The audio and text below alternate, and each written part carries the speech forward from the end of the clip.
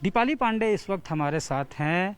पेशे से software scientist हैं, लेकिन बचपन में ही एक इंक्लिनेशन, एक एस्पिरेशन डेवलप किया था कि इन्हें फैशन मॉडल बनना है। और अब जो है बतौर एवेन्यू, कैरियर एवेन्यू, उस फील्ड को इन्होंने अपनाया है और उसमें लगातार काम कर रही हैं। इस वक्त हमारे साथ हैं, रांची से हैं। छोटे शहर से भी अब लोग जो हैं ऐसे मॉडलिंग के फील्ड में भी कैरियर तलाश रहे हैं। तो जाहिर तौर पे किस तरह का चैलेंजेस है, किस तरह की चुनौतियां हैं उस फील्ड में, दीपाली से सीधे बात करते हैं। दीपाली, सबसे पहले ये बताइए कि ये इंटरेस्ट जो है कब आप में डेवलप हुआ? बचपन से ही मेरा ये फील्ड में जाने का मन था, और मुझे जो अभी मैं कर रही हूँ डेटा साइंस के फील्ड में हूँ मैं, तो वो भी मुझे बहुत पसंद था।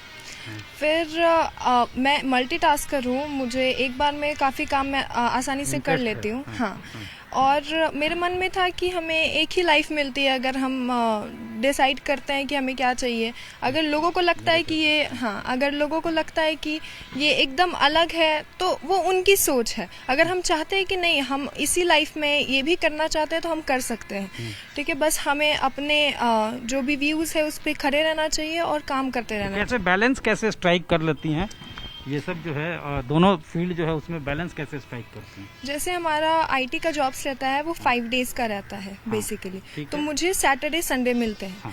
बाकी लोगों के लिए वो 2 दिन वीकेंड्स होंगे, मेरे लिए वो मेरे 2 इम्पोर्टेंट मॉडलिंग के दिन होते हैं। मॉडलिंग के लिए मतलब जम के काम करना। हाँ, मैं रात को बाकी वीकडेज में प्रैक्टिस करती हूँ। वॉक का प्रैक्टिस घर में ही करती हूँ, जो बातचीत की प्रैक्टिस होती है वो घर में करती रहती हूँ। और ये 2 दिन मैं चाहती हूँ जितना ज़्यादा मॉडलिंग के ऊपर काम कर पाऊंगी वो मैं करती हूँ। अच्छा, ये बताइए कि फिर जब ये 2 दिन मिलता है, इसमें आप जो है काम करती हैं, तो यहाँ छोटे शहरों से अगर कोई मॉडल बनना चाहता है तो उसके लिए चैलेंजेस क्या क्या होते हैं, किस तरह की चुनौतियाँ उसके लिए होती है?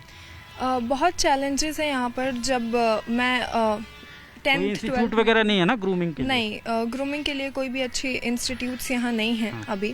अगर हमें चाहिए भी होते हैं तो दिल्ली, मुंबई जाने पड़ेंगे।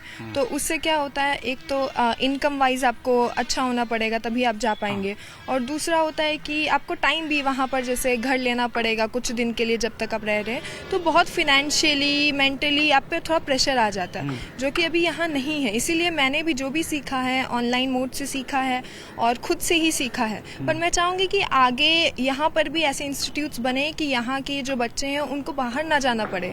यहाँ रांची में भी बहुत टैलेंट है और हम भी बहुत आगे बढ़ सकते हैं कोई भी फील्ड में।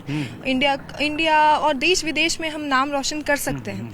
तो इसीलिए मैं चाहूँगी कि अगर देख रहे हैं लोग और वो ये सब कर सकते हैं तो यहाँ पर भी वो लेके आए। अभी तक आपने कौन कौन सा टाइटल जीता है, कौन कौन से क्राउन्स जीते हैं, और अभी तक का आपका अचीवमेंट क्या रहा है? आगे क्या करना चाहती, कितना आगे? मैंने मिस रांची जीता था 2019 में। फिर मैंने एक ऑनलाइन प्रतियोगिता में हिस्सा लिया था जिसका नाम था मिशन ड्रीम्स, वो भी नेशनल लेवल का था। उसमें मैंने टाइटल मिस ग्रेसफुल जीता था। उसके बाद अभी जो मैं ये जीत के आई हूँ जयपुर से नेशनल लेवल पे, ये है आपका मिस इंडिया चार्मिंग यूनिवर्स 2021। और इसके साथ एक सब टाइटल विनर भी हूँ मैं, मिस फोटोजेनिक। अच्छा। जो अलग अलग सब कॉन्टेस्ट होते हैं वहाँ पर भी अगर कोई जीतता है तो उनको सब टाइटल विनर बनाया जाता है। अच्छा, तो अब आगे क्या है? अब इसमें जो आपने ये जो जीता है, तो आगे कोई एवेन्यू है, आगे कहीं और ये लोग भेज रहे हैं? हाँ, तो ये अब मैं सिंगापुर की जर्नी है मेरी। इंटरनेशनली मैं पूरे इंडिया को रिप्रेजेंट करूँगी। तो अभी उसी की तैयारी चल रही है। हमसे बात करने के लिए बहुत धन्यवाद, आपको ढेर सारी शुभकामनाएं।